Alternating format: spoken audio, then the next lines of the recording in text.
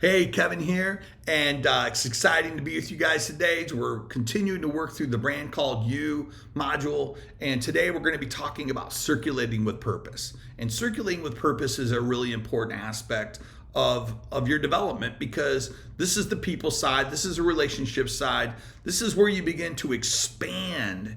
And we talked earlier about, how do you become a person of interest? And this whole concept of person of interest comes into the relationships and how you add value and how you receive value from those relationships. And circulating with purpose is definitely one of them. One of the biggest things that I see people make a mistake on early on in their growth and their development and their leadership is the fact that they just kind of wander around. They kind of are in default mode and there's no design at all in terms of what they do and how they interact with people. And so a lot of times, it just ends up being this kind of up and down. I don't know what to say. It's awkward. It's kind of off. I'm not sure exactly how to do things. And just like we talked about earlier when we talked about, hey, how do we work a room? How do we make sure that we're interested in other people and we're understanding about other people and how we introduce those people to other people? And then people begin to start saying, hey, how do we get together? Well, was that one guy and or that one girl? And they end up, connecting the dots and understanding that you had brought value to them because you took the time to listen and understand. And there must be something different and unique about them that I want to get to know a little bit more about. And so that's that piece of it. So today we're gonna expand on that in terms of like the actual behaviors that go into the pursuit of relationships outside of some of those like chamber events or conference kinds of things. How do you expand on that and how do you continue to grow that? So we're going to dig in. So let's shoot over to here and I'll throw myself up in the corner there. So anyway, these PDFs will be in your downloads area. But today we're going to take a look at just the general macro piece of it. We'll definitely go deeper as we go further through the program. But for today, we're just going to get into the basics. And basically, the first thing is you got to get good at who's. And I kind of kid at the beginning, like Horton heard them, and it's your job to see them, seek them, and find them, and involve them in your dream, your goal, your vision, your outcome, or your destination, whatever that is. And so, ultimately, the idea of who's is a really important thing. And I had a mentor turn me on to this, and he kept asking me, Kevin, who inspires you? Who inspires you? And every time I got back with him with my list, he goes, it's too small. It's too small. You need who inspires you? And then it took me a while to really figure that out. I was just looking for big kind of things. I wasn't looking at the pizza guy on the corner who has a rockin' pizza shop with a team that's off the charts, who, if I just spent like 2 hours with him, I could learn a whole lot about how he manages a team and how I could take that wisdom and be able to leverage that on behalf of other people. That's something that I ended up discovering as I went along. There's a waiter at a restaurant who literally rocks the free world. He's the best waiter I've ever seen. This guy probably makes more money on tips than anyone who is in that restaurant, probably combined, I'm willing to bet, because people will request him. He's that good. And if they don't get him, they won't go to that restaurant. And sometimes it's one of those things. I've talked to people who've done that. It's crazy to think that someone can be that good and leave that kind of impression and leave you that way. And I think that's something that I really, really want to bring to the table when we're talking about this idea of inspiration, because you need to be looking everywhere. There was a guy who was a shoe salesman. I was on my list. I didn't realize that the guy who is the tree cutter guy in our neighborhood who does the stumps, all these kinds of things. I'm thinking like, wow, I never really embraced or understood what inspires me means. And this is so important, and we need to spend a little time here, because if you truly understand the concept of what it means for someone to inspire you, it reveals what you value, what you put emphasis on. And if you're ever curious on like, what in the world would I ever inspire people with, take a look at what inspires you. there's a juxtaposition there that is incredibly powerful and you need to think about. Because once you start going like, well, hey, that inspires me. Why does that inspire me? Because there's initiative. Whoa, who are the people who really had showed initiative? What is that about that initiative? Well, there was a lot of courage and they leaned into something. Great, courage is one of those things. You start picking up indicators that really pave the way for that. So as you're making your list of who inspires you, you're trying to figure out what the indicators are that really play a role in the funnel that produces, those key people, these people down here that are like, wow, you know what? If there's anybody I'm going to copy, if there's anybody that I'm going to follow, is there anybody I'm going to pattern some of the things that I do behind? These are some of those people. And you need to figure out who they are. So they check off the box, okay? That's important. That's a bad check mark, but you know where I'm going with that. So anyway, once we get into that part of it, we got to start looking at the process map. And the process map of who's are really important because the first thing you have to look at is these indicators. And these indicators will always lead you to some kind of a vertical here. And what I mean by that vertical would be, now in some cases it's more like, in some case it might be more value-based. A vertical might be value-based. Like we talked about, there's an indicator if someone shows initiative or courage. So those verticals could be titled those things across there. Also, in my case, like for instance, there might be aspects of my job where someone is good. There might be someone who might be a good speaker, someone who might be a good writer, someone who might be a good trainer, someone who might be a good online marketer. All those things are people, whoa, wait a minute. They're a vertical. That's the title of that vertical, online marketer. And now I'm going like, okay, so who are those guys? Well, there's Seth Godin, there's Brendan Burchard, there's Tacky Moore. And I start going, wow, who are the people who are rocking it right now? That's really important to really take the time and think about who's doing that. And as you start to fill out your verticals, and again, big or small, it doesn't have to be people who are like, huge, super huge. These are just people who could be very local, could be your neighbor, it could be a lot of people here. Don't ignore the things that are right in your backyard, okay? Sometimes we try to go too far away. We try to go 200 miles away, when it comes to getting filling that vertical of who's rocking it when there's somebody right in your backyard. So that's something to be think about. And then we start looking at the whole idea of, hey, who are the people in my life that support me? That's a good list. Let's make a list of people in your life who support you. It's really important. Again, personally and professionally. The second part is who are the people in my life that have extraordinary skills, maybe skills I don't have, but I would love to learn. Who are those people in my life? And there are people who are in your life who are good at things that you're not good at, and you need to pay attention to who they are. And the next one, who are the people in my circle who have influence? Who are people who, I call them connectors, man. There's some people who just know everybody, and that's wicked cool. And, it's always good to kind of watch them kind of interact with people. You can learn a lot about how to do that. And I have done that. I have gone to school. One of the stories that I would have is when it comes to this whole idea of influence, and this is kind of a weird kind of, parallel here, but like I used to be a pastor, and as a pastor, I had, I definitely had, people in our church who went through tragic situations where they were in the hospital, and it was paralyzing to me. I would go to the hospital and what do you say? What do you do in those situations?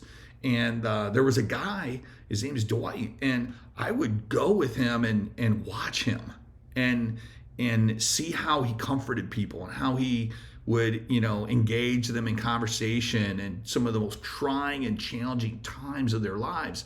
And he wasn't your typical pastor. He didn't come in and get all pastoral about stuff. He was, he would show up and just be present in a very powerful way.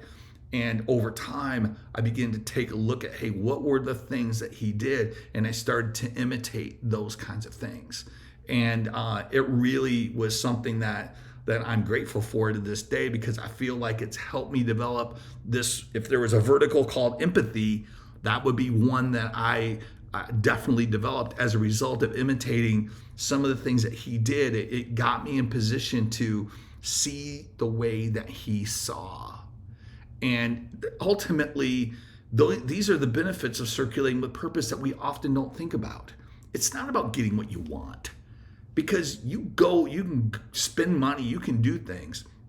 This is about the idea of, how do I build value added relationships, both where I'm giving value and I'm receiving value.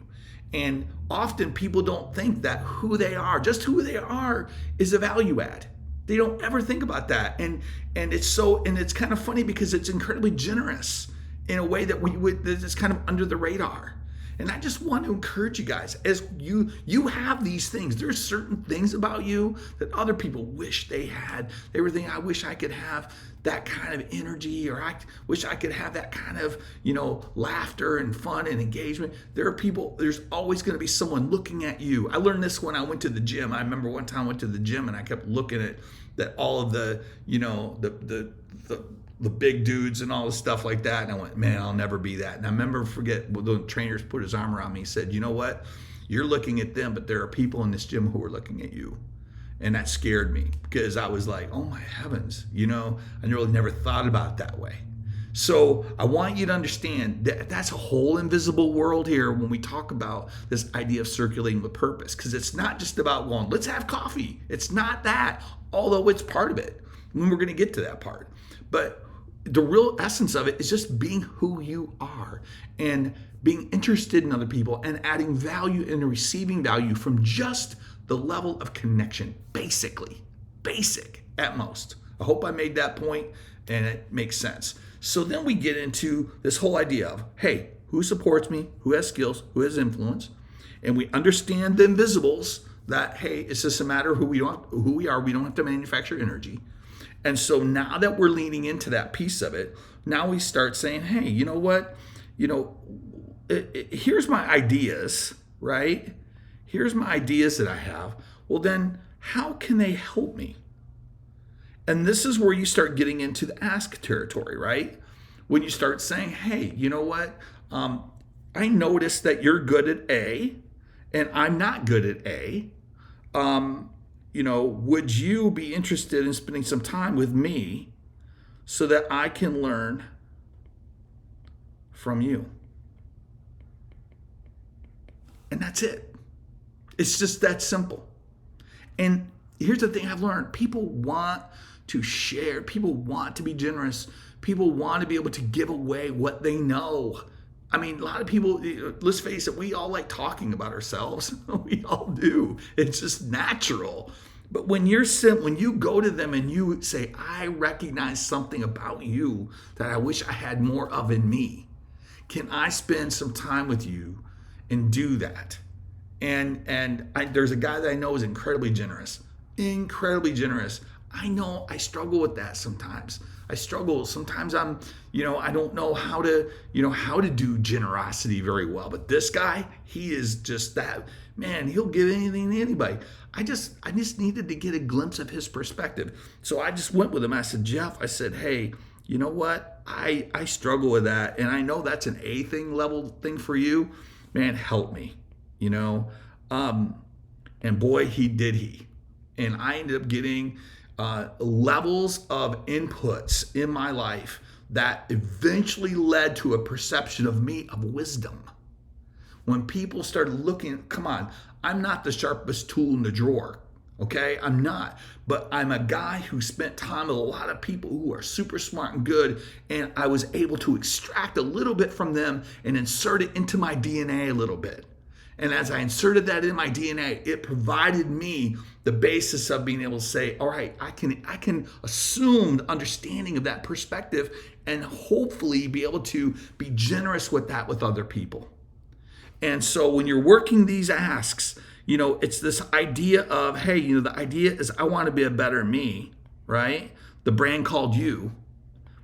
So if the better meat is the big idea, well then great. Hey, I need 3 people who I can learn from, and what can they do? What can I learn? And it's really an hour and a cup of coffee. I think there's one time where I bought a guy's day when I said, hey, I want to pay you for a day. What will it cost? And I paid him for the day. And I said, I'll let you have lunch, or I'll buy you lunch. But ultimately, all I want to do is just ask you a bunch of questions and try to just funnel down all the really important things that you've learned. And it was a game changer for me. It was a game changer for me, and it changed my business forever. And I'm still in contact with him, and I circulate with purpose with him regularly. He's in my monthly circle. I'm always somewhere along the way touching that guy once a month. Hey, how's it going? Can we get together? Hey, how's it going? Can we get together? And I don't get together with him every month because sometimes the schedules don't work. But you know what? We are connected. And you know what's kind of cool? Sometimes he reaches out to me. And that's when I was like, oh, that was the moment I went like, oh, I can give something back. I've taken so much. He doesn't even feel like that. He's like, man, I'm just emptying my cup. That's all he's doing is emptying his cup into me. He's not filling my cup. He's just emptying his. So you got to think about that. And then the question is how will I ask? How am I going to ask? And sometimes it's email, right? If they're distance. Sometimes it's a phone call. Sometimes it's a text. And sometimes, and I'm going to write this down at the bottom, sometimes it's in person. And don't be afraid to ask. That's one of the biggest things that holds people back. I don't want to ask. I remember one time I met with a guy named Rory Vaden, and Rory Vaden is in Nashville, and he was a speaker. And we were considering having him speak at a conference we were putting together. But I was a big fan of his. He wrote a book called Take the Stairs. And I never forget this. I sent him an email saying, hey, I didn't think he would even answer. And I said, hey, I will be in Nashville on this date. And someone told me that if you framed an email a certain way, he can't blow it off. He's got to at least tell you no. And that's what I did. And so in the email, I put it out there, and all of a sudden it says, I can't this Thursday, but I can next Tuesday at noon. And I went, oh my word, I got 5 days to get to Nashville. Yeah, I got to figure out. I just kind of said, hey, I'm going to be in town. Would you like to have lunch? And then now I had to be in town. It was one of those, it was a swing of the bat. I didn't know if I would hit the ball or not, but it ended up working out. Roy came and spoke at the conference. I was able to introduce him to a guy named John Maxwell. They both met. Obviously my value in his eyes went up. Roy's has been a huge supporter ever since, and we try to connect at least once a year in some way, shape, or form. He's a super busy speaker, and he speaks all over the world and all that kind of thing. But it's really neat to be able to just take that one situation and turn that into a huge value add for him that changed his career. And just having that resource in my life has been something that has proven out to be a really good thing.